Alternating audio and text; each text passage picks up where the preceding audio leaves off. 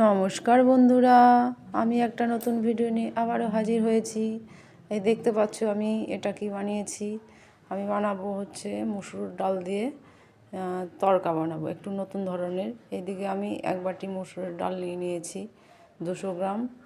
তো এই ডালটাকে আমি কিভাবে তড়কা বানাবো, এদিকে আমি দেখে নাও।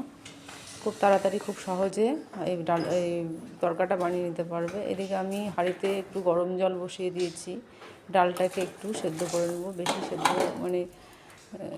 সেদ্ধ করব না, একটু জাস্ট সেদ্ধ করে নিয়ে আমি রান্নাটা করব। প্রেশার কুকারে দেবো না, প্রেশার কুকারে দিলে ডালটা ঘেটে যাবে, একটু গোটা গোটা থাকবে। এইভাবে আমি এই ডালটাতে তরকা বানাবো। এদিকে ডালটা ছেড়ে দিয়েছি, জল গরম হয়ে গিয়েছিল। তো এদিকে আমি একটু ঢাকা দিয়ে দিচ্ছি, একটু লবণ আর একটু হলুদ দিয়ে দিয়েছি। তো এই দেখো ডালটা সেদ্ধ হয়ে গেছে, এই দেখো গোটা গোটা আছে। আমি কিন্তু ডালটাকে বেশি ঘাঁটবো না, এইরকম গোটা গোটাই থেকে যাবে। তো এইভাবে আমি এবার ডালটাকে আমি গ্যাসের ফ্লেমটা বন্ধ করে দেবো। এবার আমি ঢাকা দিয়ে রাখবো। এই দেখো ডালটা সেদ্ধ হয়ে গেছে। এটা মুসুরের ডালের তরকা। তোমরা অন্য বিউলির ডালের তরকা খেয়েছো, কিন্তু এই মুসুরের ডালের তরকা কেউ অনেকেই জানে না খাওয়া, কিন্তু আমি আজকে বানিয়েছি। এদিকে আমি কেটে নিয়েছি পেঁয়াজ, কেটে নিয়েছি আদা, ঝুরি ঝুরি করে কেটে নিয়েছি, রসুন কেটে নিয়েছি, আর 2টো কাঁচা লঙ্কা নিয়েছি। আর এদিকে আমি 2টো ডিম নিয়েছি। এই 2 ডিমের কুসুমটাকে আমি আলাদা করে রেখেছি, কারণ আমার ছেলে কুসুম খায় না, ওই জন্য কুসুমটা দিইনি। আর এদিকে আমি ডিমটাকে আমি একটু ফ্রাই করে নেব, একদম ভেজে নেব। তো ডিমটাকে তোমরা চাইলে তরকার মধ্যে লাস্টে দিতে পারো, কিন্তু আমার ভালো লাগে না, ওই জন্য আমি একটু ভেজে নিই। ভুজিয়া বানিয়ে নিই, এই ভুজিয়া বানিয়ে নিয়েছি।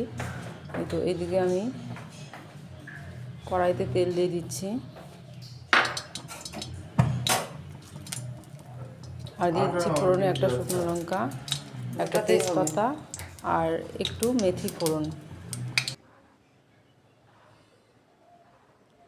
এই একটু মেথি ফোড়ন দিয়ে দেবো।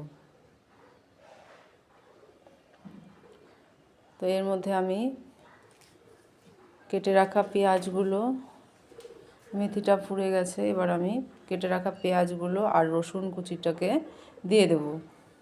রসুন কুচি এই যে সব ইয়েগুলো কেটে রেখেছিলাম সবগুলোকে আমি ছেড়ে দেবো।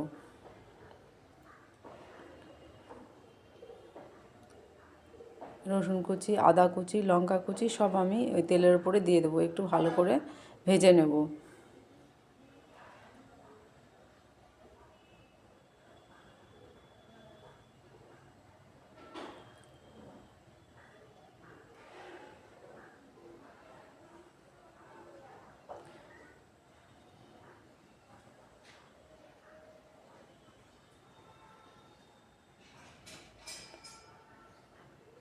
দিয়ে দেবো পেঁয়াজগুলোর মধ্যে একটু লবণ দিয়ে দেবো। পেঁয়াজ ভাজার সময় একটু লবণ অবশ্যই দেবে সবাই।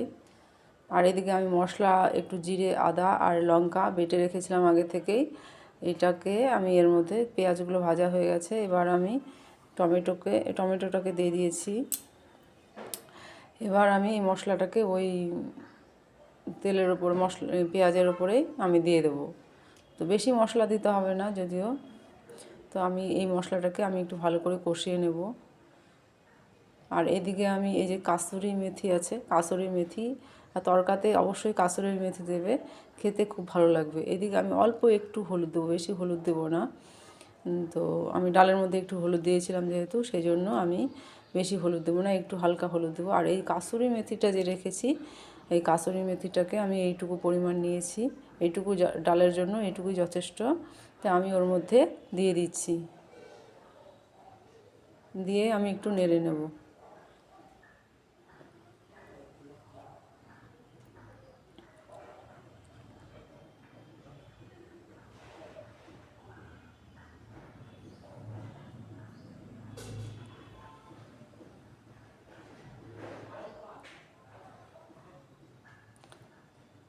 এবার আমি ডালগুলোকে ওর মধ্যে ঢেলে দেবো।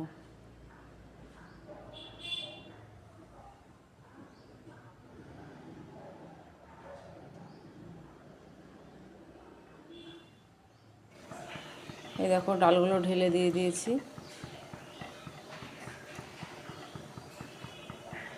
আমি দিয়ে দেবো স্বাদ মতো লবণ, তোমরা তোমাদের স্বাদ মতো লবণ আর ঝালটা দেবে। আর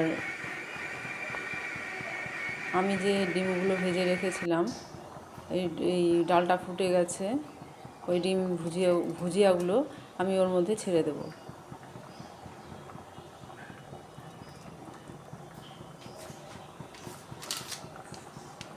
আর এইদিকে যে তরকার মশলাটা আছে, এই ডালটা ফুটে গেছে, ওই তরকার মশলাটা অবশ্যই দেবে, না হলে কিন্তু খেতে মানে তরকার যে ফ্লেভারটা সেটা পাবে না। কিন্তু তরকার মশলাটা অবশ্যই দেবে, খেতে খুব ভালো লাগবে। আমার ডালটা প্রায় হয়ে এসছে, এবার আমি নামিয়ে নেবো। কিন্তু ঠান্ডা হলে ডালটা একদম জমে যাবে, ওই জন্য আমি একটু, এই দেখো ফুটে গেছে, এবার নামিয়ে নেব।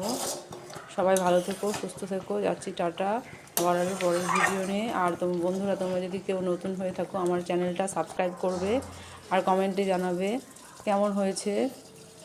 আর পুরনো বন্ধুরা আমাকে সাপোর্ট করবে, এখনও করছে সবাই, কিন্তু নতুন নতুন যারা আসছো তারা আমাকে আমার চ্যানেলটাকে সাবস্ক্রাইব করবে। যাচ্ছি টাটা, আবার আসবো।